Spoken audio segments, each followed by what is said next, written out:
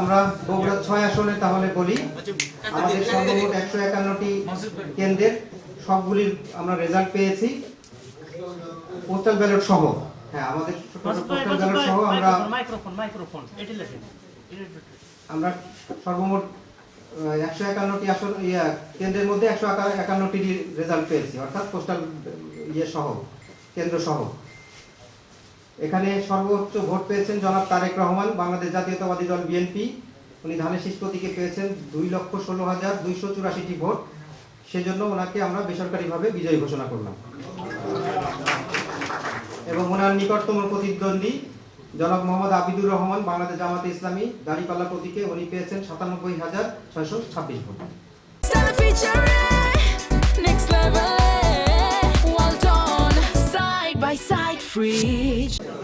সম্মানিত উপস্থিতি,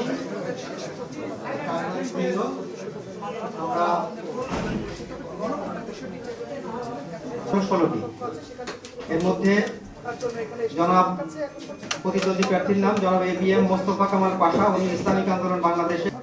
জনাব মোহাম্মদ আব্দুল মুহিত তালুকদার, বাংলাদেশ জাতীয়তাবাদী দল বিএনপি, বরাদ্দকৃত প্রতীক ধানের শীষ, উনি ভোট পেয়েছেন 8,342টি। কেন্দ্রের সংখ্যা 27টি।